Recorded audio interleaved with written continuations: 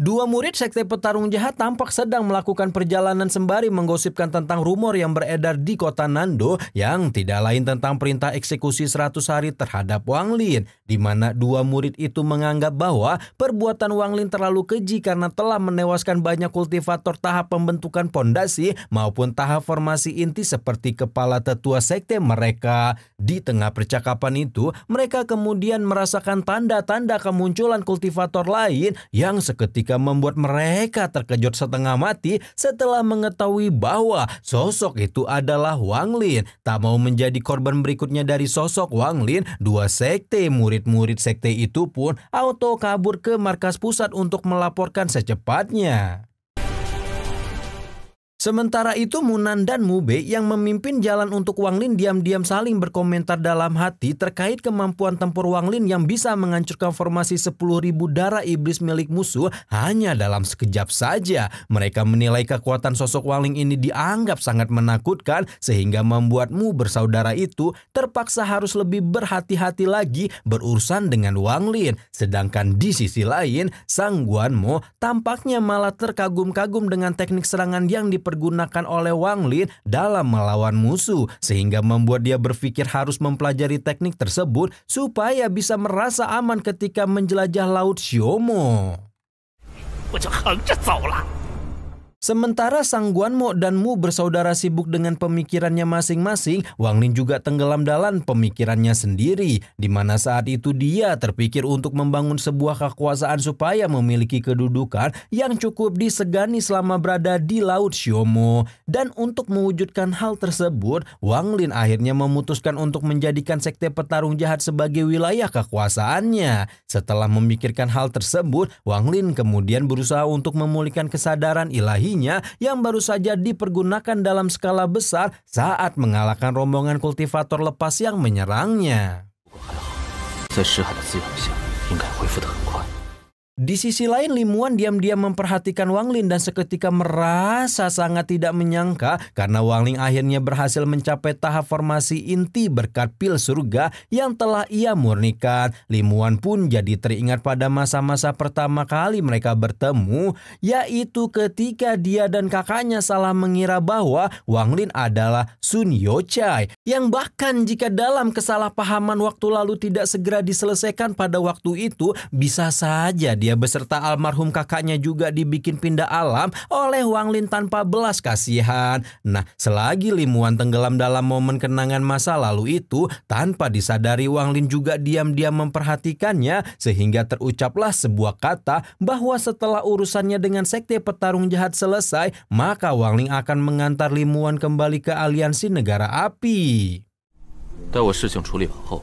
Keesokan harinya, Wang Lin beserta rombongannya tiba di markas pusat sekte petarung jahat yang sesampainya di sana mereka semua dibuat kejut ketika mendapati puncak gunung terlihat seperti ada seekor naga yang sedang duduk di atasnya, di mana naga itu terbentuk dari energi pedang sejumlah kultivator tahap formasi inti yang di bagian kepalanya ditempati oleh kepala sekte petarung jahat yaitu Ji Dongli yang level kultivasinya ada di puncak tahap tengah formasi inti. Melihat rombongan Wang Lin datang, Ji Dongli yang sedang khusyuk berkultivasi di puncak gunung itu pun langsung berkata kepada Wang Lin membahas terkait masalah kematian Jian Kun dan tetua lainnya.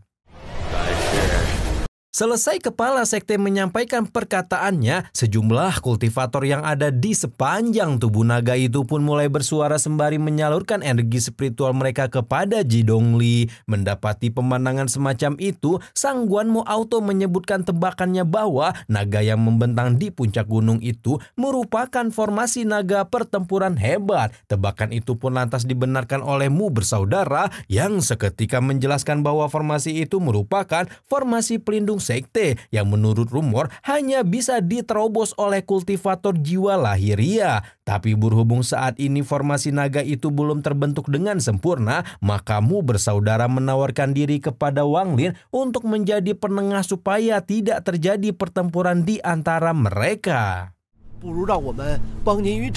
Melihatmu bersaudara menawarkan diri jadi penengah, Sang Guanmo auto meledek dalam hati bahwasanya kedua orang itu sedang mencoba memainkan sebuah trik di depan Wang Lin. Sementara itu Wang Lin sendiri tampak menolak penawaranmu bersaudara sehingga mereka berdua terpaksa menuruti perkataan Wang Lin dan minta menjaga Limuan dari kejahatan sekte petarung jahat beserta antek-antek dajalnya. Nah, setelah menolak penawaranmu bersaudara, Wang Lin yang merasa pertempuran itu merupakan kesempatan bagus untuknya, lantas segera mengambil langkah sendiri menuju ke arah formasi naga yang seketika pergerakannya langsung dihadang oleh sejumlah kultivator formasi inti yang membentuk formasi pedang sehingga terjadilah pertempuran di antara mereka.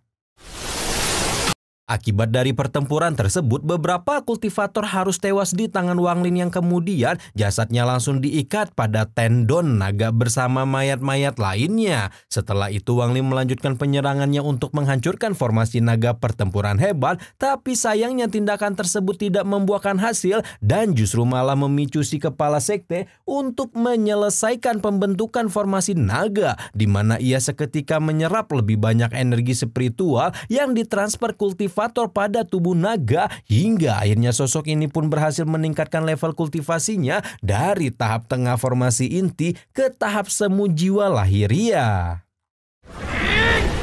Mendapati kenyataan bahwa Ji Dongli telah menerobos ke tahap semu jiwa lahiriah, Sang Guanmo dan Mu bersaudara auto panik sejadi-jadinya karena mengira bahwa Wang Lin pasti akan kalah tempur melawan orang tersebut. Jika Wang Lin sampai tewas dalam pertempuran, maka mereka semua juga akan ikut tewas karena inti darah jiwa mereka masih berada di tangan Wang Lin. Tidak mau mati dengan cara seperti itu, San Guanmo akhirnya mulai berpikir keras tentang bagaimana cara dia bisa menghancurkan formasi naga pertempuran hebat milik Ji Dongli.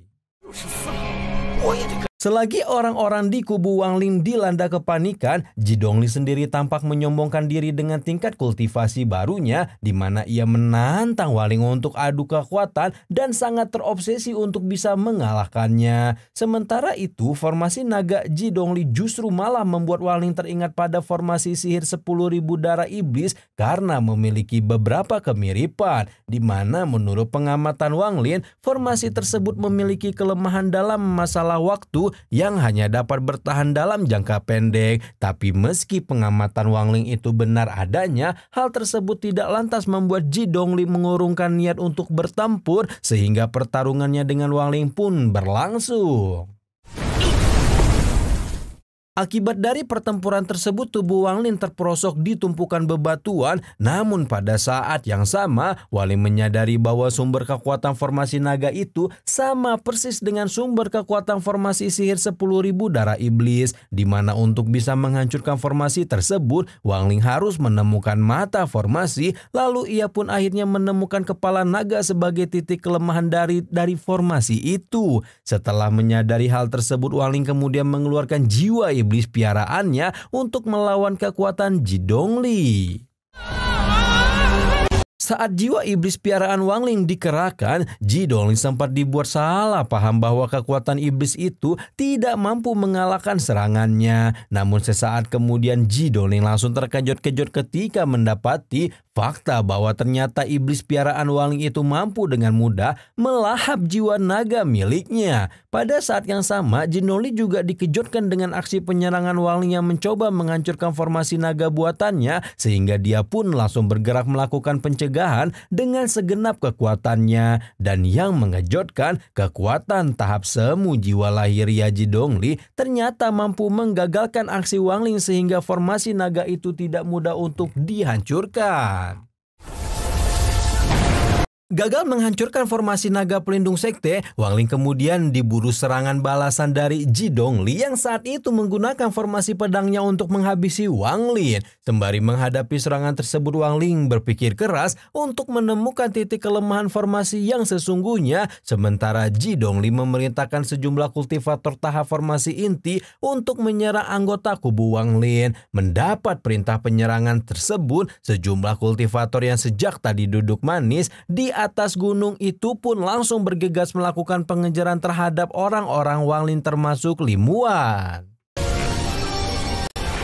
Di tengah aksi kejar-kejaran itu, Limuan nyaris saja terkena serangan formasi pedang kubu musuh, tapi untungnya dia dapat terselamatkan berkat bantuan Sang Guanmo yang sigap memberikan bantuan, di mana saat itu Sang Guanmo menangkal pedang-pedang musuh dengan formasi mangkok emas miliknya sehingga memunculkan penyerangan yang jauh lebih kuat dari sebelumnya. Dan karena pertahanan mangkok emas Sang Guanmo semakin lama semakin melemah, maka akhirnya pertahanan mereka pun dapat dihancurkan oleh formasi pedang lawan. Setelah membuat pertahanan mereka hancur, orang-orang utusan Ji Dongli kemudian menargetkan Limuan untuk ditahan. Namun sesaat kemudian mereka semua dikejutkan dengan serangan diam-diam Wang Lin yang menewaskan beberapa di antara mereka sekaligus.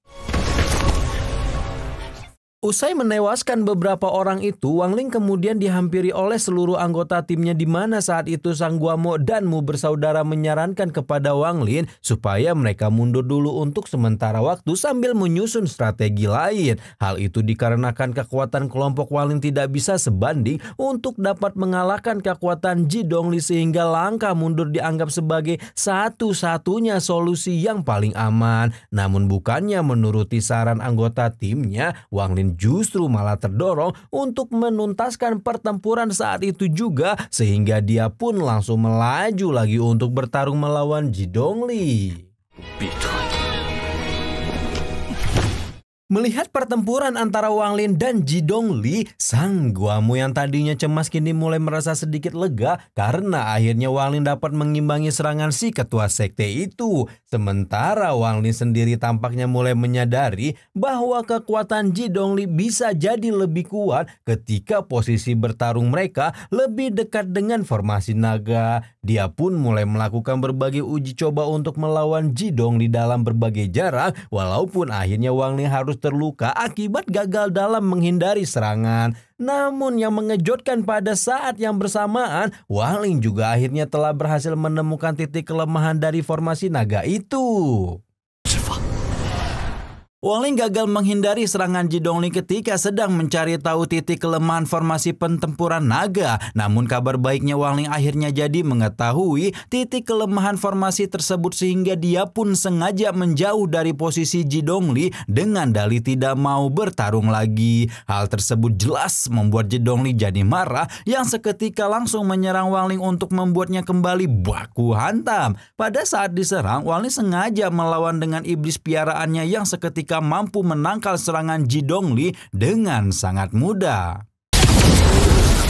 Berhubung Wang Lin sengaja mundur menjauhi Ji Dongli, Limuan yang sadar situasi pun jadi menebak-nebak mungkinkah kelemahan dari formasi naga itu terletak pada jarak tempur. Tebakan itu pun langsung dibenarkan oleh Wang Lin, di mana ternyata ia menyadari bahwa Ji Dongli selalu memancing Wang Lin untuk bertempur pada jarak tertentu, yakni jarak paling dekat dengan formasi naga. Saat pertempuran mereka dekat dengan formasi naga, aura spiritual dari kultivasi Ji Dongli jauh lebih kuat. Sedangkan jika jaraknya semakin jauh dari formasi itu, maka aura spiritualnya jadi menurun. Usai menjelaskan itu, Wang Lin pun kembali menyerang Ji Dongli hingga membuatnya kalah.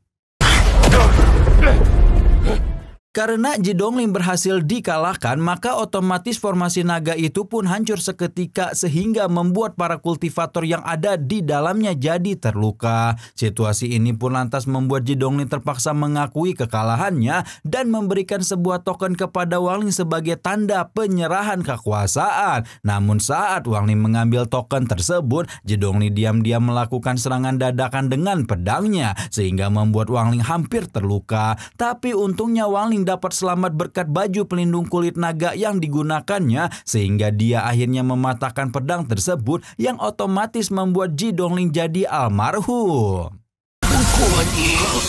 Melihat serangan terakhir yang dilakukan Ji Dongli barusan, Limuan kemudian menyadari bahwa ternyata almarhum kepala sekte petarung jahat itu merupakan seorang kultivator pedang. Sementara Wang Lin langsung dibanjiri ucapan selamat oleh Sang Guanmo dan seluruh penghuni sekte atas keberhasilannya menjadi ketua sekte baru. Bahkan jiwa iblis piaraan Wang Lin sampai mengompori Wang Lin untuk mengadakan pesta perayaan supaya semua kultivator di Laut Xiaomo mengetahui kehebatan Wang Lin. Namun alih-alih menuruti perkataan sang iblis, Wang Lin malah menyerahkan jabatannya untuk sementara waktu kepada sang Guanmo dan memintanya untuk menyiapkan ruang khusus untuk dirinya latihan tertutup.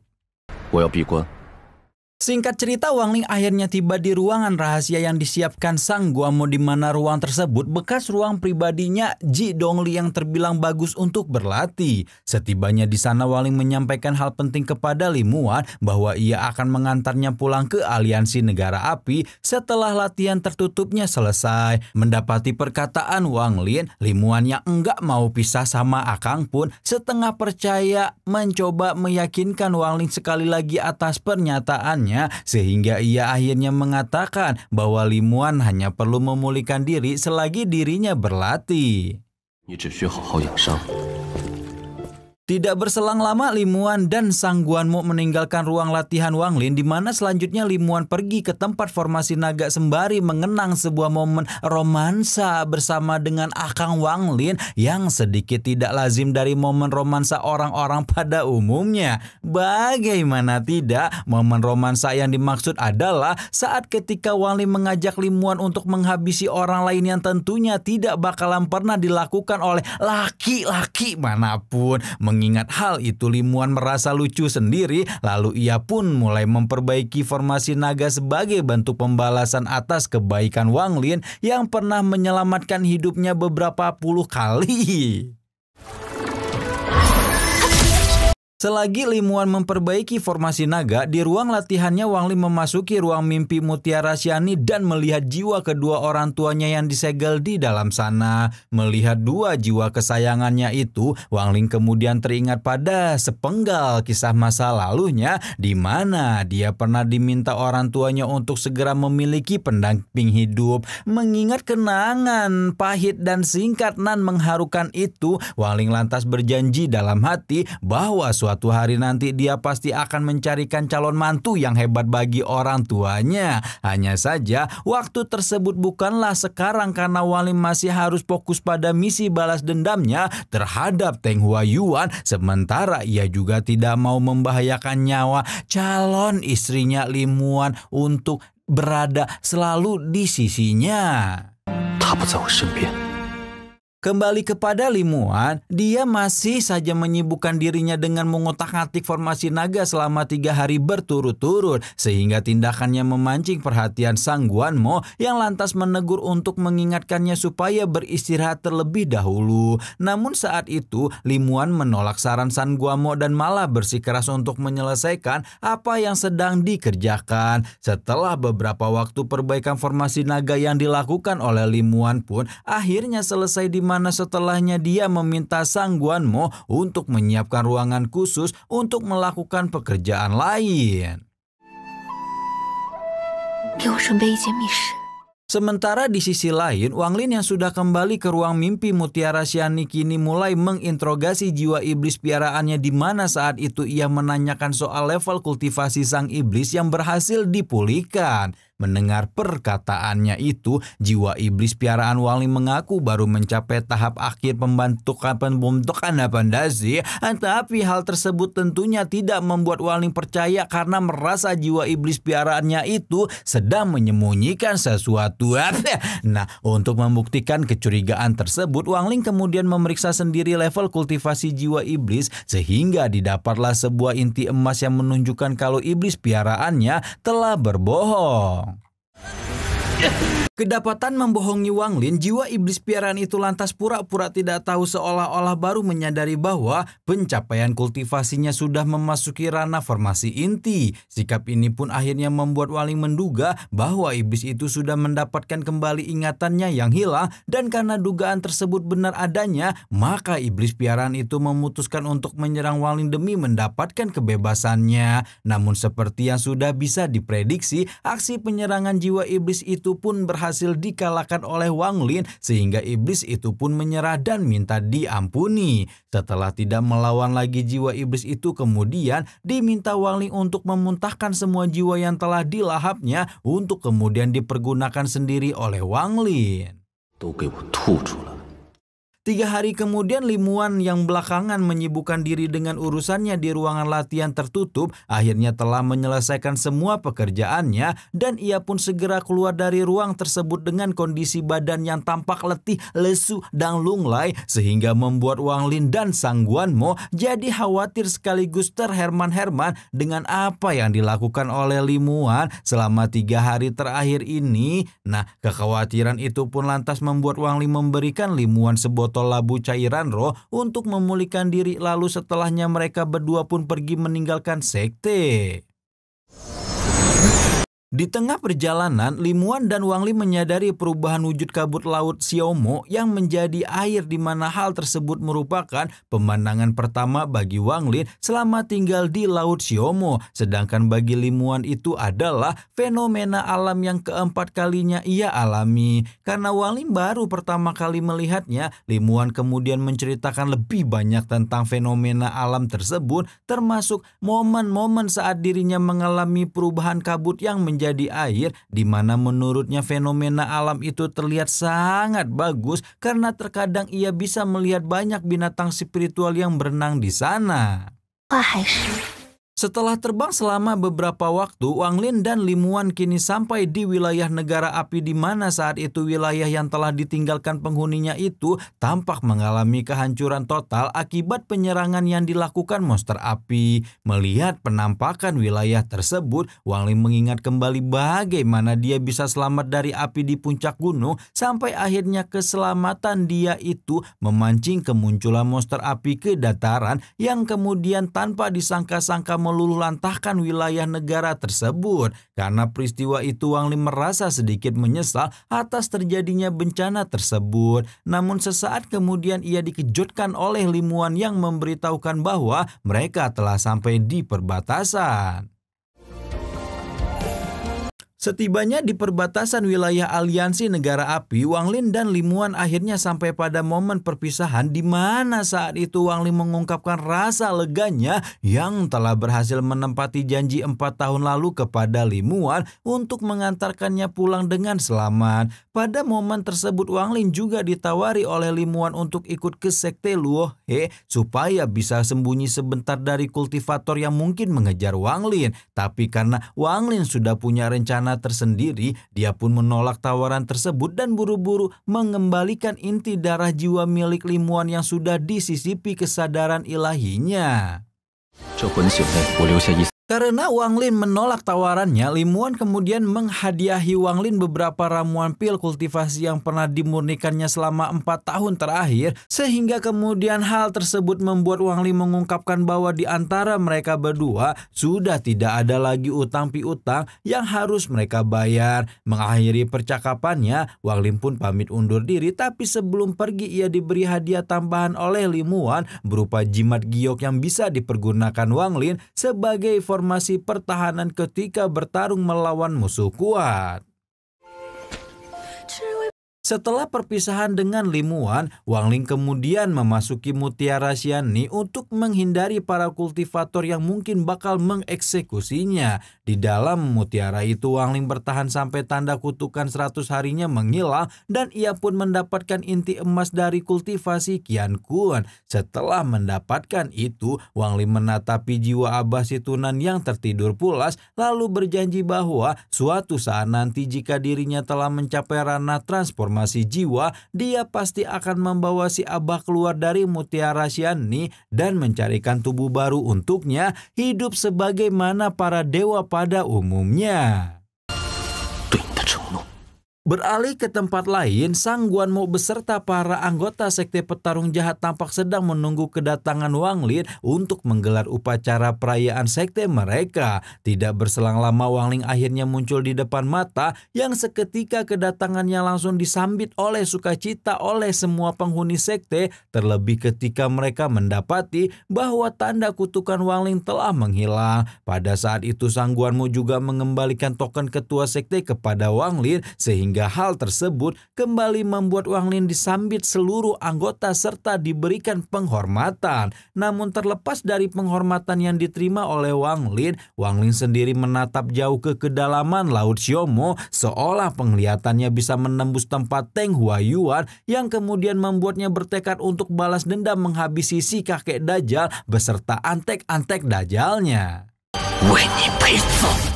Sementara Wang Lin disambut sukacita oleh anggota sektenya yang baru, jauh di luar sana gosip tentang Wang Lin yang kena kutukan 100 hari semakin merebak, di mana gosip tersebut sampai ramai diperbincangkan di sebuah kedai kopi kota Nando. Gosip itu pun bahkan membahas tentang kemampuan Wang Lin dalam menggunakan mantra kematian, sehingga hal tersebut menarik perhatian seorang kultivator jiwa lahiriah yang kebetulan sedang nongkrong di sana. Begitu mendengar kabar tersebut, kultivator yang bersangkutan pun lantas meminta seseorang untuk memandunya menuju sekte tempat Wang Lin berada.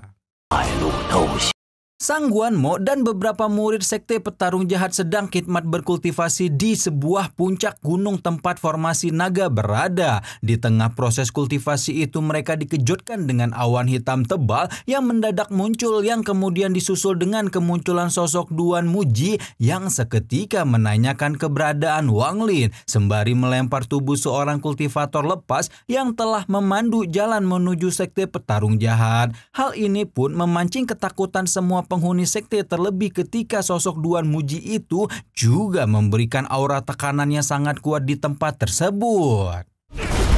Menyadari sosok Duan Muji punya kultivasi yang jauh lebih tinggi dibanding Wang Lin, Sang Guanmo tidak segera memberitahukan keberadaan Wang Lin karena khawatir pemuda yang jadi gurunya itu bisa mati di tangan orang tersebut, yang berarti akan membuat hidupnya juga berakhir. Dan karena Duan Muji memberi tekanan lebih besar kepadanya, maka Sang Guanmo hanya berkata bahwa Wang Lin sedang bepergian jauh ke luar sekte. Tapi bersamaan dengan itu tetesan darah Sang Guanmo mau diambil oleh Duan Muji untuk dijadikan alat pelacak keberadaan Wang Lin yang memegang inti darah Sang Guanmo. Sementara itu sosok yang dicari-cari Duan Muji sedang berada di area kuil Dewa Perang untuk mendapatkan teknik kultivasi jalan suci yang akan dipergunakan dalam menaikkan level kultivasinya secara cepat. Tapi begitu Wang Lin akan memasuki tempat penyimpanan teknik kultivasi itu, tiba-tiba ia dihadang oleh seorang tetua yang melarang Wang Lin untuk memasuki area tersebut. Begitu muncul di hadapan Wang Lin, tetua itu tampak terherman-herman mendapati kultivasi Wang Lin yang telah mencapai ranah formasi inti dalam beberapa tahun saja. Tapi terlepas dari semua itu, ia kemudian memberitahukan alasan penolatan terhadap Wang Lin, di mana ternyata teknik kultivasi itu merupakan metode rahasia yang tidak sembarangan murid bisa mendapatkannya. Sadar bahwa saat ini Wang Lin tidak bisa mendapatkan teknik kultivasi itu, ia kemudian memutuskan untuk pamit. Selepas kepergian Wang Lin, tetua penjaga kuil tampak bertinyi-tinyi bagaimana bisa pemuda biasa seperti Wang Lin mencapai tahap formasi inti. Sementara itu Wang Lin sendiri mulai berpikir bahwa tindakannya untuk mendapatkan teknik kultivasi jalan suci yang terkendala itu perlu pertimbangan rencana yang lebih matang lagi. Selagi Wang Lin memikirkannya, ia tiba-tiba dikejutkan dengan kemunculan sosok Duan Muji yang datang menyerang, sehingga Wang Lin pun sigap melarikan diri demi menghindari serangan sosok asing tersebut. Dan karena tingkat kultivasi Duan Muji terdeteksi lebih tinggi darinya, Wang Lin sempat berpikir kalau Pak Tua yang mengejarnya itu adalah tetua negara Xuanwu yang mau balas dendam kepadanya. Dan oleh karena itu juga Wang Lin memutuskan untuk kabur ke wilayah kuil Dewa Perang dengan menerobos formasi pelindung gunung. Melihat Wang Lin memasuki formasi pelindung gunung kuil Dewa Perang, Duan Muji tentu tidak tinggal diam dan justru nekat menghancurkan formasi pelindung tersebut. Situasi ini pun tentu mengejutkan semua murid kuil Dewa Perang yang sedang berkultivasi, tidak terkecuali para tetuanya yang seketika langsung memeriksa ke lokasi kejadian. Tidak hanya mereka, Wang Lin juga tidak kalah terkejut dan tidak menyangka bahwa Pak Tua yang mengejarnya itu punya kekuatan tinggi yang sampai bisa menghancurkan formasi kuil Dewa Perang dengan begitu gampang. Menyadari hal itu, Wang Lin pun mengakui bahwa kekuatan Duan Muji memang di luar dugaan. Di sisi lain, tiga tetua kuil Dewa Perang kini telah berhadapan langsung dengan sosok Duan Muji, di mana mereka langsung mempertanyakan alasan dari perusakan formasi pelindung gunung. Namun bukannya mendapatkan jawaban atau alasan, tiga tetua ini malah mendapatkan serangan lanjutan dari Duan Muji sebagai tanda bahwa mereka tidak boleh mengganggu urusannya. Situasi ini pun lantas membuat salah satu tetua kuil Dewa Perang menyadari identitas Duan Muji yang merupakan salah satu penguasa kota di Laut Xiaomo yang juga punya kultivasi lebih tinggi dari mereka bertiga. Sadar orang yang dihadapi jauh lebih kuat, tiga tetua ini memberikan penghormatan kepada Duan Muji. Karena identitasnya sudah dikenali orang-orang kuil Dewa Perang, Duan Muji lantas meminta tiga tetua itu untuk tidak bertindak menghalang-halangi apa yang sedang dilakukannya di tempat tersebut. Namun ketika Duan Muji akan kembali mengejar Wang Lin, ia tiba-tiba dikejutkan dengan sebuah fakta bahwa jejak pemuda yang dikejarnya itu sudah menghilang dan tidak bisa dirasakan lagi keberadaannya. Tidak mau usahanya sia-sia begitu saja, Duan Muji yang terobsesi untuk menangkap Wang Lin itu pun langsung mulai menyebarkan kesadaran ilahinya untuk memeriksa seluruh penjuru kuil Dewa Perang.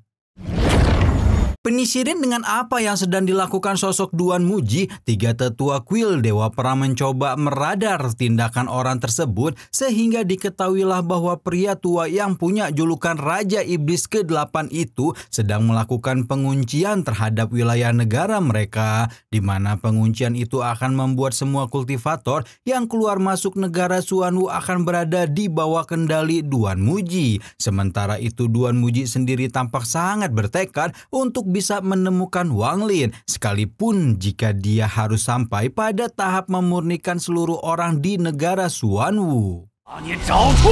Menyadari wilayah negara mereka sedang tidak aman, tetua Feng Luan lantas bertanya apa yang harus mereka lakukan untuk menyikapi keadaan genting tersebut. Pertanyaan Feng Luan pun lantas dijawab oleh ketua kuil Dewa Perang bahwa posisi mereka sangat sulit dan tidak ada pilihan lain selain membiarkan Duan Muji sembari terus waspada. Meskipun mereka tidak mengetahui siapa yang menjadi penarik perhatian Duan Muji sampai melakukan hal itu, mereka semua hanya bisa pasrah tanpa melakukan protes atau perlawanan karena mungkin saja orang yang diincarnya itu jauh lebih membahayakan. Di sisi lain, Wang Lin yang menghilang tanpa jejak ternyata sedang sembunyi di ruang Mutiara Xiani sembari terus meningkatkan kekuatannya dengan berkultivasi. Bersamaan dengan itu, Wang Lin juga mengedarkan kesadaran ilahinya untuk mencari titik kelemahan formasi supaya dia bisa melarikan diri keluar dari wilayah kuil Dewa Perang. Namun alih-alih mendapatkan celah kelemahan formasi, Wang Lin malah terjebak di dalam Mutiara Xiani selama 3 tahun sampai akhirnya ia pun teringat ucapan Abasitunan tentang batas waktu tinggal di dalam mutiara, di mana jika kondisi ruang Mutiara Xiani mulai meredup, maka Wang Lin harus keluar dulu selama 3 hari, lalu kembali lagi ke dalam mutiara. Setelah mempertimbangkan segala konsekuensinya, Wang Lin pun memutuskan untuk keluar mutiara dulu. Begitu keluar dari Mutiara Xiani, Wang Lin kembali dihadang oleh sosok Duan Muji yang ternyata telah setia menunggunya selama 3 tahun penuh. Pada saat kembali bertemu, Duan Muji bertinyi-tinyi bagaimana bisa Wang Lin menghilangkan jejaknya tanpa terdeteksi sehingga membuatnya harus menunggu lama sampai Wang Lin keluar sendiri dari persembunyiannya. Namun alih-alih mendapatkan jawaban yang diinginkan, Duan Muji malah dilempari serangan mantra kematian yang otomatis mempengaruhi kesadarannya untuk sesaat. Situasi ini pun lantas membuat Duan Muji menyadari kekuatan mantra kematian Wang Lin sehingga ia makin terobsesi untuk menangkap Wang Lin hingga terjadilah aksi kucu-kucu Hotahe. Lelah dikejar-kejar oleh kultivator kuat, Wang Lin akhirnya menggunakan jimat giok untuk melindungi diri dan menyudahi sesi kejar-kejaran dengan Pak Tua yang memburunya. Pada saat itu Wang Lin menghampiri Duan Muji untuk mempertanyakan tujuannya mengejar selama 3 tahun terakhir. Begitu ditanya seperti ini, Duan Muji menunjukkan kekagumannya kepada Wang Lin yang bisa tahu bahwa tujuan dia mengejarnya bukan untuk mencabut nyawa, tetapi untuk tujuan yang lain. Duan Muji Muji pun lantas menanyakan identitas Wang Lin sekaligus menanyakan pengetahuannya tentang mantra kematian. Mendapati sosok pengejarnya mengetahui soal mantra kematian, Wang Lin tentu terkejut bukan main. Tidak menyangka akan ada seorang kultivator yang mengenali teknik serangan andalannya. Wang Lin lebih terkejut lagi ketika dia diminta untuk meminjami mantra kematian supaya bisa membantu Duan Muji mendapatkan benda pusaka di alam rahasia. Wang Lin bahkan dijanjikan imbalan berupa 2 butir pil kultivasi, yakni pil transformasi bumi yang bisa meningkatkan kultivasi Wang Lin dari tahap awal ke tahap tengah formasi inti, dan pil pembangunan jiwa yang bisa meningkatkan ke tahap pembentukan jiwa, di mana 2 pil kultivasi tersebut merupakan barang langka karena hanya bisa dibuat oleh negara kultivasi peringkat 5. Mendapati penawaran kerjasama macam begitu, Wang Lin tidak segera menerima penawaran dan malah mempertanyakan dulu seberapa berbahayanya tempat yang akan mereka tuju itu, di mana ternyata tempat tujuan tersebut merupakan tempat yang hanya bisa dilihat oleh kultivator jiwa lahiriah, sehingga selama di sana nanti Wang Lin akan dilindungi oleh Duan Muji. Meski tempat tersebut sangat berbahaya, apa yang akan didapatkan mereka dari tempat itu sangatlah sepadan, mulai dari benda pusaka langka sampai dengan pil kultivasi legendaris seperti pil transformasi jiwa. Selain itu, mantra kematian Wang Lin juga akan sangat berguna di satu lingkup tempat tersebut sehingga Wang Lin tidak perlu mengkhawatirkan masalah keselamatannya. Setelah mengetahui semua info itu, Wang Lin akhirnya menyetujui penawaran Duan Muji karena jika tidak ia khawatir nyawanya akan melayang saat itu juga. Tapi meski begitu, Wang Lin meminta imbalan lebih dari 2 butir pil kultivasi yang akhirnya terpaksa disetujui oleh Duan Muji. Sementara itu, setelah mencapai kesepakatan, Duan Muji lantas menanamkan jejak kesadaran ilahinya kepada Wang Lin supaya pemuda itu tidak asal menghilang lagi seperti sebelumnya, di mana jejak kesadaran itu akan dilepaskan jika nanti mereka berdua telah tiba di tempat tujuan berburu pusaka. Tidak berselang lama, Wang Lin dan Duan Muji mendatangi tempat latihan kuil Dewa Perang untuk meminta izin pada para tetua supaya Wang Lin diperbolehkan melihat teknik kultivasi jalan suci. Pada saat itu, tetua yang sempat menolak Wang Lin kembali melakukan penolakan sehingga hal tersebut memicu kemarahan Duan Muji yang seketika langsung mengancam untuk meratakan seluruh sekte. Tidak mau ancaman Duan Muji terjadi di tempat mereka, Feng Luan lantas segera memberi izin dan meminta Wang Lin untuk mengikutinya. Sementara Wang Lin mengikuti Feng Luan, Duan Muji kembali melontarkan sebuah ancaman supaya mereka tidak sampai mempersulit Wang Lin. Sesaat kemudian Wang Lin dan Feng Luan tiba di depan portal teleportasi ke tempat penyimpanan teknik jalan suci, yang sesampainya di sana Feng Luan meminta Wang Lin untuk bersumpah tidak akan pernah melibatkan orang-orang kuil Dewa Perang dalam permasalahan yang sedang dialaminya. Wang Lin pun memenuhi sumpah tersebut dan berjanji akan segera pergi setelah melihat teknik kultivasi yang ingin dipelajarinya. Tidak lama setelah itu, Feng Luan kemudian memberitahukan Wang Lin bahwa teknik kultivasi itu sangat misterius sehingga tidak sembarangan orang yang bisa untuk mempelajarinya dan hanya orang-orang yang beruntung saja yang bisa mempelajarinya. Nah, mendengar ini Wang Lin tentu jadi bertanya-tanya apa sih maksudnya, tetapi Feng Luan tidak lanjut menjelaskan dan malah membawa Wang Lin memasuki teleportasi. Begitu memasuki goa penyimpanan teknik kultivasi jalan suci, Wang Lin terlihat sangat takjub karena bisa merasakan bahwa tempat tersebut dipenuhi oleh energi spiritual yang melimpah. Setibanya di tempat itu, Wang Lin kemudian diberi penjelasan oleh tetua Feng Luan bahwasanya teknik jalan suci merupakan peninggalan dari leluhur kuil Dewa Perang yang bisa dipergunakan untuk meningkatkan kultivasi seseorang ke ranah jiwa lahiriah. Namun kabar buruknya teknik kultivasi ini pernah dibawa pergi oleh kerajaan Xiuzhen yang juga merupakan teknik kultivasi yang sangat misterius, di mana kemisteriusan teknik kultivasi ini dapat terbukti dari kemustahilannya untuk diingat. Meski teknik jalan suci ini sulit untuk diingat oleh seseorang yang berusaha mempelajarinya, pada kenyataannya ada satu leluhur kuil dewa perang yang berhasil mengingat teknik tersebut dan berusaha mengabdikannya pada dinding goa. Wang Lin pun mulai membaca tulisan pada dinding yang dimaksud, yang bunyinya menyatakan bahwa murid Shensong menggambarkan dari ingatan dan murid generasi masa depan harus berkultivasi dengan hati-hati. Setelah membaca tulisan itu sekilas, Wang Lin kemudian menyampaikan pendapatnya kepada Feng Luan bahwa tablet batu dengan beberapa karakter sulit untuk dicetak. Namun bukannya menanggapi pendapat Wang Lin, Feng Luan malah mengingatkan kembali bahwa sihir teknik jalan suci itu sangat misterius sehingga Wang Lin diminta untuk hati-hati dalam mempelajarinya.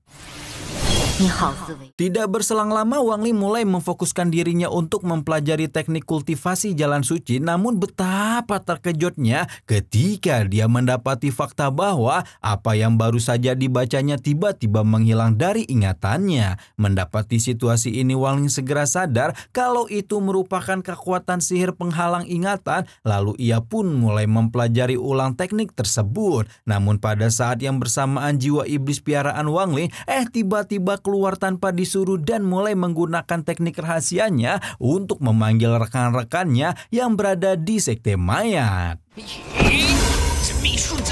Beralih ke tempat lain, salah satu anggota sekte mayat yang bernama Zhang Xuanliang tampak sedang memohon kepada sosok bernama Sang Zong agar memberinya waktu tambahan selama 10 hari, di mana waktu 10 hari itu akan dia gunakan untuk menemukan anggota mereka Su Ligao yang jadi iblis piaraan Wang Lin. Pada saat itu Xuanliang berjanji akan dapat menemukan Su Ligao karena dari info yang didapatkannya, ia telah mengetahui kalau jiwa iblis yang dicarinya itu berada di tangan Wang Lin. Dan berhubung jiwa orang tersebut sangatlah penting bagi sekte mereka, maka permintaan Xuanliang atas penambahan waktu 10 hari pun akhirnya disetujui. Setelah mendapatkan persetujuan San Zong, Sang Xuanliang memeriksa lampu jiwa milik Su Liu dan mendapati bahwa lampu jiwa tersebut masih belum padam. Hal ini pun lantas membuat dia segera mengumumkan pemberitahuan kepada seluruh anggota sekte mayat bahwa jiwa Su Ligao sedang berada di tangan murid kuil dewa perang bernama Ma Liang alias Wang Lin. Dan demi untuk membawa kembali jiwa Su Ligao ke sekte mayat, Xuanliang pun meminta para muridnya untuk ikut memburu Wang Lin ke wilayah aliansi negara api. Sementara itu, Wang Lin yang masih mempelajari teknik jalan suci kuil dewa perang kini mulai mendapat pencerahan, di mana akhirnya ia memahami bahwa teknik kultivasi tersebut dilakukan dengan menggunakan metode cloning dari tubuh utama dan mengkultivasinya secara bersamaan. Ketika proses kultivasi selesai, maka cloning-cloning itu akan bersatu kembali dengan tubuh utama sehingga memungkinkan untuk naik tingkat ke level jiwa lahiria dengan lebih cepat. Hanya saja untuk kultivasi kloningan tersebut dibutuhkan banyak pil kultivasi, sedangkan Wang Lin tidak memiliki pil kultivasi tersebut sama sekali. Usai memahami teknik kultivasi rahasia itu, Wang Lin kini mulai penyisirin dengan ruang batu yang ada di goa tersebut, sehingga ia pun iseng memeriksa salah satu ruang batu itu dengan kesadaran ilahinya. Begitu kesadaran ilahinya memasuki ruang batu, Wang Lin akhirnya mengetahui bahwa di dalam sana terdapat sesosok tubuh dalam posisi berkultivasi. Setelahnya Wang Lin memberikan penghormatan terakhir kepada arwah leluhur Shensong sebelum akhirnya ia pergi meninggalkan tempat tersebut dan menemui Duan Muji yang telah menunggunya di luar sana.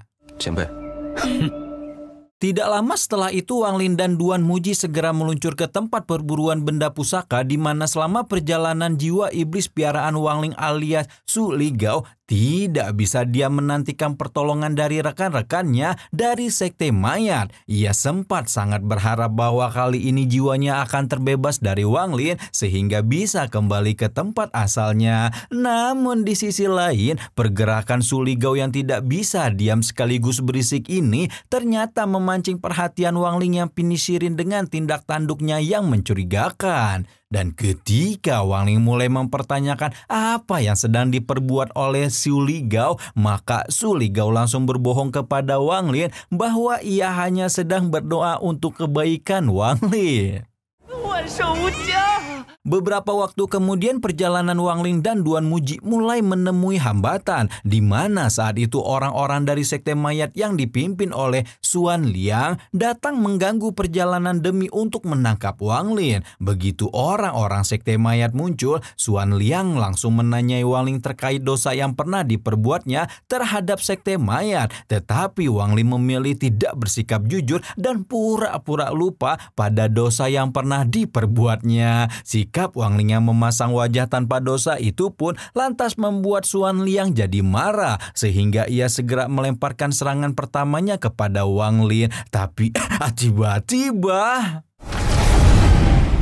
tiba-tiba saja serangan Xuan Liang dihadang oleh Duan Muji sehingga Wang Ling dapat terselamatkan tanpa mengalami luka atau cedera sedikit pun. Setelahnya Duan Muji lantas mempertanyakan maksud dan tujuan kedatangan orang-orang sekte mayat yang ternyata sengaja mencegat untuk membawa Wang Ling pergi ke sekte mereka karena di masa lalu ia berani menghabisi anggota sekte mayat dan menahan jiwa Su Ligao. Untuk memastikan kebenaran kata-kata yang disampaikan utusan sekte mayat, Duan Muji segera meminta konfirmasi Wang Lin, tetapi Wang Lin masih tetap bungkam 1000 bahasa dan tidak mengakui dosa masa lalunya. Jawaban Wang Lin pun tentu membuat jiwa Su Ligao sangat kesal, sedangkan Duan Muji segera meminta rombongan sekte mayat untuk pergi dari hadapannya.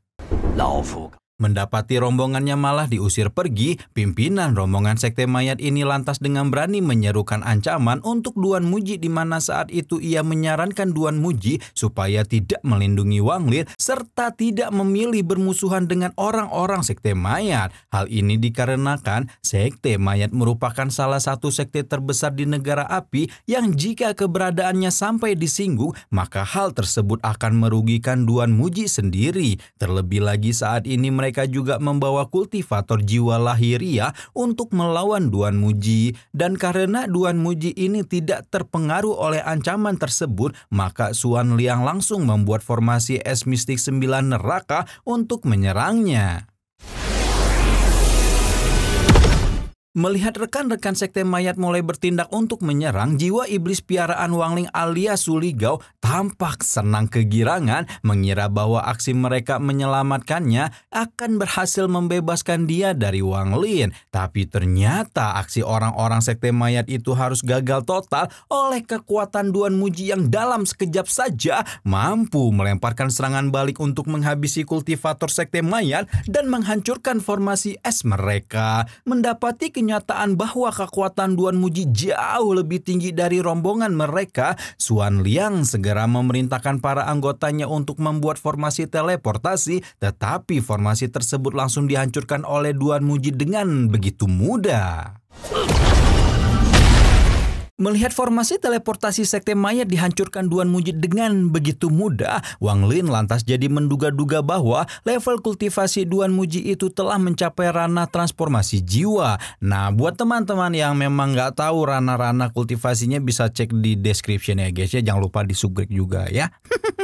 Nah, sementara itu Duan Muji sendiri sekali lagi mengusir rombongan sekte mayat dari hadapannya, sehingga hal tersebut jelas membuat jiwa Su Ligao merasa kesal karena gagal bebas dari Wang Lin. Sesaat kemudian, Su Ligao yang frustasi pada situasi tersebut lantas mendapat omelan dan teguran dari Wang Lin terkait tindakannya yang telah memancing kedatangan rombongan sekte mayat. Ia pun langsung memohon-mohon untuk diampuni oleh Wang Lin, tapi setelahnya ia jadi menyadari sesuatu kalau sebenarnya Wang Lin yang sudah mengetahui tindakannya sedari awal. Di sisi lain, Duan Muji mengingatkan Wang Lin terkait jumlah bantuan yang telah ia berikan dalam menyelesaikan permasalahan Wang Lin. Oleh sebab itulah Duan Muji meminta Wang Lin untuk tidak bermain trik lagi di hadapannya, karena hal tersebut hanya akan membahayakan nyawanya sendiri. Namun terlepas dari semua itu, jauh dalam lubuk hatinya, Duan Muji memuji keberanian Wang Lin yang telah memancing kedatangan rombongan sekte mayat, sekaligus memanfaatkan kekuatannya untuk mengusir rombongan itu. Duan Muji bahkan sempat berpikir untuk menjadikan Wang Ling sebagai muridnya, tapi niat tersebut langsung diurungkan karena ia tidak berniat membiarkan Wang Ling keluar hidup-hidup dari tempat perburuan benda pusaka. Setelah beberapa waktu menempuh perjalanan, Wang Ling dan Duan Muji akhirnya tiba di wilayah terdalam Laut Xiaomo, tepatnya di area kekacauan bintang hancur. Sesampainya di sana, Duan Muji menjelaskan kepada Wang Ling bahwa untuk masuk ke tempat tujuan mereka harus melewati sebuah formasi transformasi kuno, di mana formasi kuno tersebut merupakan hasil penemuan dari rekan-rekan Duan Muji di perburuan pusaka ribuan tahun yang lalu yang pencariannya membutuhkan waktu selama 1000 tahun. Dalam formasi tersebut juga terdapat sebuah lorong yang bisa menembus ke tubuh mayat dewa kuno, yakni eksistensi yang punya kekuatan sebanding dengan keabadian pada zaman kuno. Bersamaan dengan penjelasan itu muncullah sosok kaisar kuno ke hadapan mereka. Begitu kaisar kuno muncul, Duan Muji diam-diam menyampaikan pesan batin kepada Wang Ling, memberitahukan bahwa sosok yang muncul di hadapan mereka adalah kaisar kuno yang terkenal sebagai iblis besar di Laut Xiaomo karena sikapnya yang tidak pandang bulu dalam membantai orang. Info itu pun langsung terbukti ketika Wang Ling tiba-tiba diserang oleh sosok kaisar kuno tanpa alasan, tapi untung saja Wang Ling dapat menghindari serangan tersebut. Sedangkan Duan Muji langsung memberikan penjelasan kepada kaisar kuno bahwasanya Wang Ling akan sangat berguna di alam tantangan ketiga. Tidak berselang lama, kultivator lain yang akan berburu harta pusaka bersama Duan Muji satu persatu bermunculan, yang diantaranya adalah sosok bernama Wang Qingyu yang merupakan Raja Iblis ke-6 Laut Xiaomo yang juga dikenal bisa mempengaruhi pikiran dan keinginan seseorang. Saat para kultivator ini muncul, Wang Qingyu langsung berkata kepada Wang Ling bahwa ia bersedia melindungi Wang Ling selama Wang Ling benar-benar bisa membantu mereka memudahkan di tantangan ketiga. Mendengar ini, Wang Ling pun terkejut kenapa dari MC Shrouding the Heaven kok tiba-tiba dia jadi ada di sini. Jadi menghilangi MC dia ya guys ya. Apalagi ya. Nah, mendengar ini Wang Ling pun berterima kasih kepada Wang Qingyu atas niat baiknya tersebut, dan tak lama setelah itu mereka semua dikejutkan dengan kemunculan Meng Touzi yang berasal dari klan iblis raksasa. Setelah sosok ini muncul, Wang Ling akhirnya menyadari sesuatu bahwa semua kultivator terkuat dari Laut Xiaomo sengaja datang untuk berburu pusaka langka bersama-sama. Dan karena semua kultivator dalam rombongan mereka telah berkumpul semua, maka Duan Muji segera mengeluarkan batu spiritual kualitas tertinggi untuk membuka formasi transformasi kuno. Dan setelah Duan Muji melemparkan batu kualitas tertinggi itu, Wang Qingyu dan kultivator lainnya pun turut serta melemparkan batu spiritual masing-masing ke dalam formasi tersebut hingga akhirnya formasi itu pun teraktifkan. Sesaat setelah formasi pemindah kuno diaktifkan, Wang Ling dan kultivator lainnya segera memasuki formasi tersebut dan sekarang mereka telah berteleportasi ke dalam kekacauan bintang hancur. Setibanya di tempat itu, Duan Muji langsung mengatakan kepada semua orang bahwa mereka semua hanya perlu bergerak menuju puncak batu pilar yang mengapung dan akan sampai di pintu masuk tantangan yang pertama. Mendengar arahan itu, kaisar kuno tampak mempertanyakan apakah tempat mereka saat ini juga termasuk tubuh dewa kuno. Pertanyaan itu pun lantas dijawab oleh Duan Muji bahwa tempat tersebut hanya merupakan jalan bagi para dewa kuno untuk mengusir tubuh yang mungkin saja hanya merupakan sehelai rambut dewa kuno. Sembari melintasi batu pilar yang mengapung, kaisar kuno lagi-lagi mengajukan pertanyaan lain, di mana kali ini ia mempertanyakan seberapa besar ukuran tubuh dari dewa kuno. Hal itu pun tentu dijawab oleh Duan Muji yang menjelaskan bahwa tubuh dewa kuno dewasa memiliki ukuran berkali-kali lebih besar dari bintang Suzaku. Nah, mendengar ini kaisar kuno menjadi terkejut sekaligus mempertanyakan tentang letak tas penyimpanan dewa kuno yang diyakini banyak menyimpan harta pusaka. Namun yang mengejutkan, ternyata para dewa kuno itu tidak pernah menyimpan harta benda dalam tas penyimpanan, melainkan semua itu selalu tersimpan di dalam tubuh mereka. Oleh sebab itulah kaisar kuno diminta untuk tidak terlalu serakah ketika berburu harta pusaka nanti. 古神从不屑于使用储物袋。 Diminta bersikap tidak serakah, Kaisar kuno langsung mendengus kesal lalu mempertanyakan bukankah tujuan kedatangan mereka semua adalah untuk mendapatkan pil transformasi jiwa? Hal itu pun lantas dibenarkan oleh Duan Muji yang mengakui bahwa tujuan kedatangan mereka memang untuk mendapatkan pil tersebut. Tetapi pil tersebut bukanlah satu-satunya tujuan perburuan, yang artinya mereka juga harus berburu benda pusaka lain yang terdapat dalam tubuh dewa kuno. Duan Muji pun lantas memberitahukan tentang kondisi tubuh dewa kuno bahwa meskipun tubuh dewa kuno itu telah mati, tetapi kesadarannya masih ada dan dalam kondisi hibernasi, di mana jika mereka berhasil mendapatkan ingatan dari dewa kuno, maka teknik atau keterampilan apapun yang mereka dapatkan akan menjadi senjata magis yang luar biasa di zaman sekarang.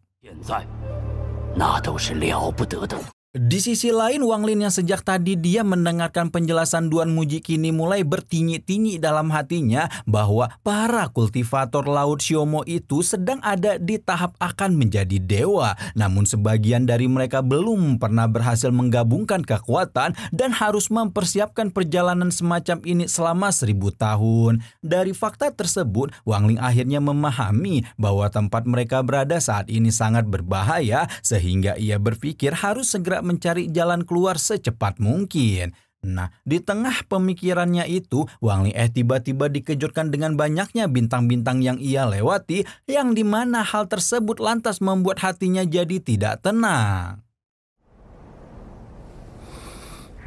Menyadari gerak-gerik Wang Lin yang tampak tidak tenang, Duan Muji yang kebetulan terbang di depan Wang Lin lantas menegur mengingatkan supaya Wang Lin tidak terlalu banyak berpikir selama perjalanan tersebut. Duan Muji juga mengingatkan supaya Wang Lin tidak coba-coba untuk memprovokasi siapapun yang ada di tempat tersebut, karena sejatinya kawasan yang mereka lewati itu sangatlah berbahaya. Bahkan Kaisar kuno ikut memperingatkan Wang Lin bahwa di tempat tersebut ada banyak binatang buas, sehingga ia diminta untuk tidak mengganggu mereka. Tidak lama dari penjelasan dan pemberitahuan tersebut, Wang Lin dan yang lainnya tiba-tiba dikejutkan dengan serangan misterius yang datang ke arah mereka.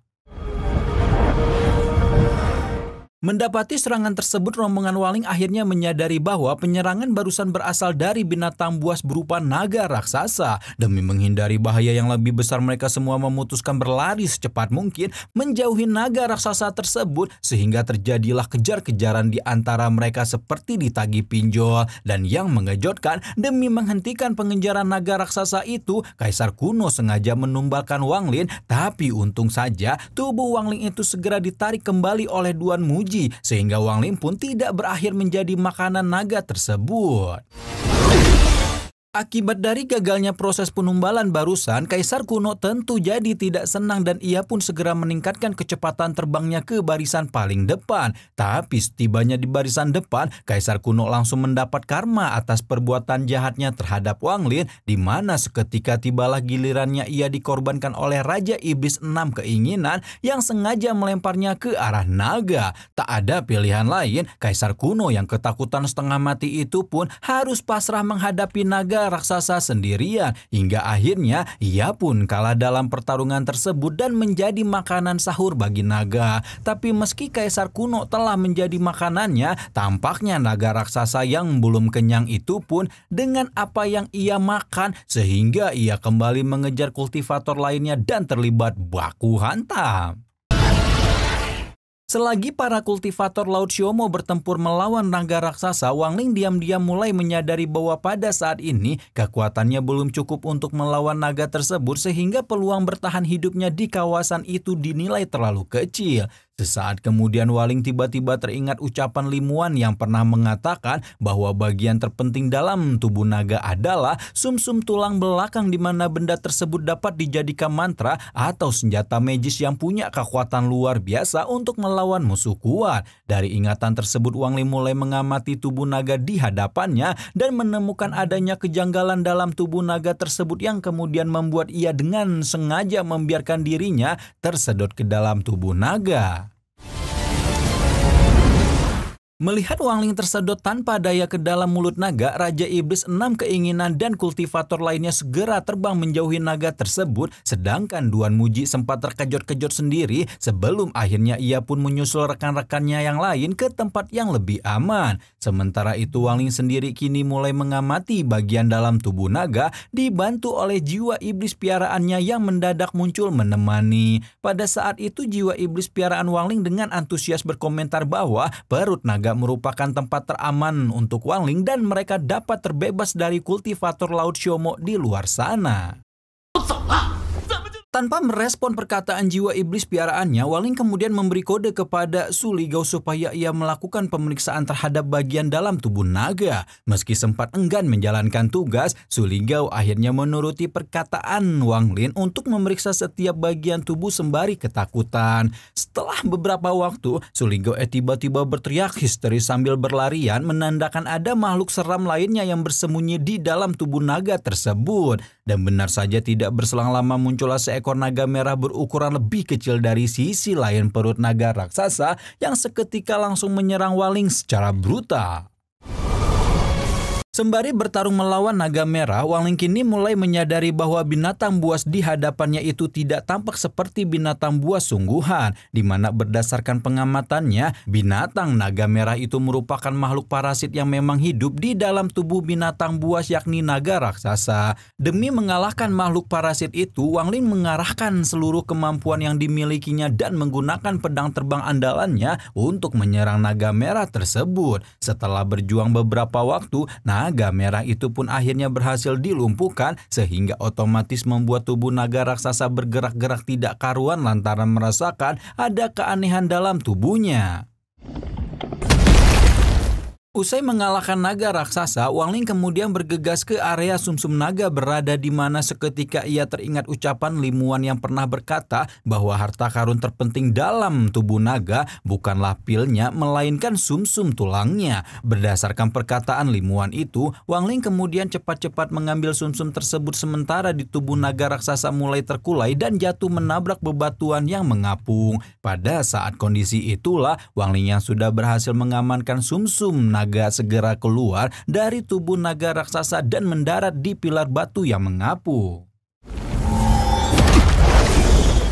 Menyadari bahayanya kawasan tersebut, Wangling memutuskan segera meninggalkan tempat itu dan bergegas terbang menuju puncak batu yang mengapung. Namun sebelum sampai puncak, Wangling tiba-tiba mendapati makhluk misterius mirip celah spasial yang bisa melahap benda apapun di sekitarnya. Karena penasaran, Wangling bergegas memeriksa makhluk misterius itu lewat uji coba sebuah batu dan menemukan fakta bahwa ada banyak sekali makhluk tidak kasat mata di balik terlahapnya benda-benda di sekitar. Untuk menghadapi makhluk misterius itu, Wangling pun melakukan berbagai penyerangan terhadap menggunakan pedang terbangnya, tetapi pedang itu justru malah ikut terlahap oleh makhluk tersebut.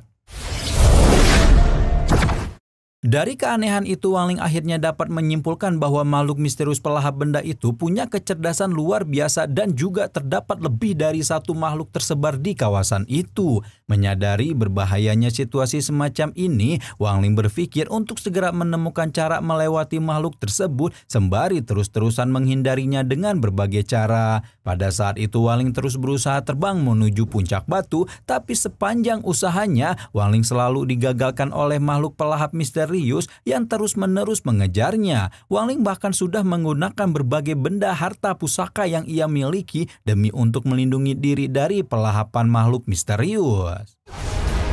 15 hari kemudian, Wangling sudah kehabisan benda pusaka untuk melindungi diri, sementara itu dirinya masih saja terjebak di dalam kawasan batu pilar yang mengapung, disertai ancaman dari makhluk pelahap. Jika menunda lebih lama lagi, Wangling khawatir tidak akan bisa bertahan hidup di tempat itu, sehingga ia pun akhirnya memutuskan untuk nekat melewati makhluk pelahap dan memasrahkan hidup matinya kepada makhluk tersebut. Tapi ketika Wangling sudah benar-benar pasrah akan nasib hidupnya saat dilahap, tiba-tiba saja jimat buatan Limuan yang ada di kantong penyimpanannya langsung bereaksi dan melindungi tubuh Wangling seketika.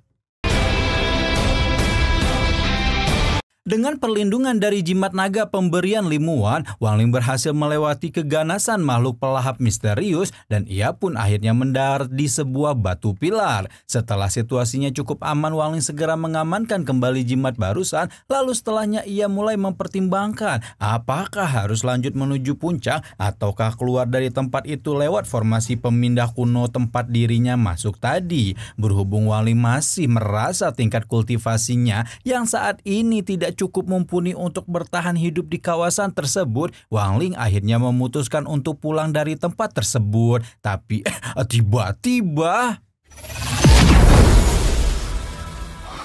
tiba-tiba saja formasi pemindah kuno yang menjadi pintu masuk ke area itu tidak bisa ditembus lagi sehingga Wang Ling mulai berusaha mengaktifkannya lagi dengan batu spiritual yang ia miliki. Tapi sangat disayangkan, batu spiritual yang dipergunakan Wang Ling tidak dapat mengaktifkan kembali formasi pemindah tersebut sehingga ia jadi terpikir tentang bagaimana cara Duan Muji bisa keluar masuk dari area itu di masa lalu. Dan karena saat ini Wang Ling tidak terpikir cara lain untuk bisa keluar dari tempat itu, maka dengan berat hati ia pun memutuskan untuk terobos aja laku.